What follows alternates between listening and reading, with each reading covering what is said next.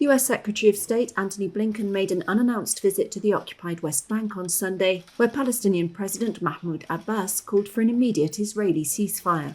Abbas made the plea after dozens of people were killed in an Israeli strike overnight on Gaza's Maghazi refugee camp, according to the health ministry in the Hamas-run enclave. Abbas called the Gaza assault, quote, a war of genocide and destruction at the hands of the Israeli war machine. But Blinken, on a regional tour to try to stop the war from spreading, has resisted calls by Arab leaders for a ceasefire for fear it would benefit Hamas. And Israeli Prime Minister Benjamin Netanyahu said there'd be no ceasefire until the return of all the more than 240 hostages captured by Hamas during the October 7th attacks, which Israel says also killed 1,400 people. At the Maghazi refugee camp, people searched for victims or survivors. Saeed and Najma's wife and daughter were being treated at the hospital for injuries.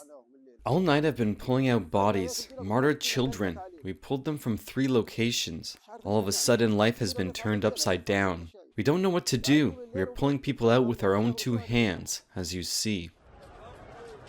Gaza health officials said on Sunday more than 9,770 Palestinians have been killed in the war.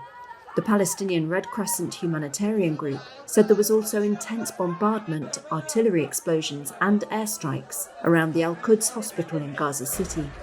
Living conditions in Gaza, already dire, are deteriorating. The aid getting in is nowhere near enough, said World Food Programme head Cindy McCain. People are living in a horrific nightmare. Food and water are running out.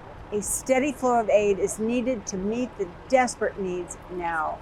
Foreign nationals trying to get out of Gaza were stuck when evacuations were suspended on Saturday after a deadly attack on an ambulance.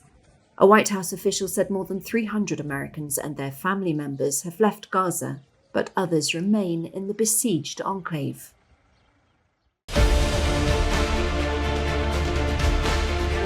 How do world leaders view India?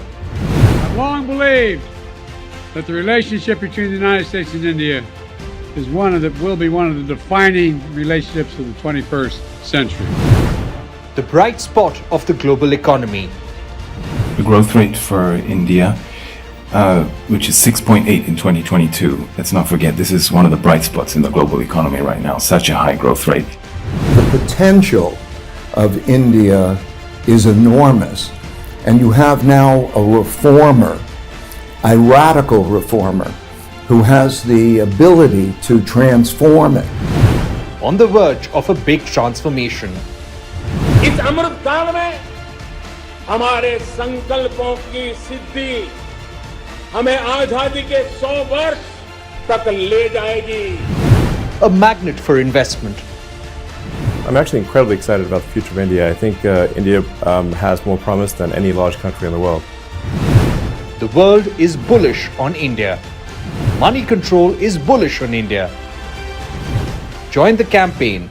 Tweet to us with #MC Bullish on India.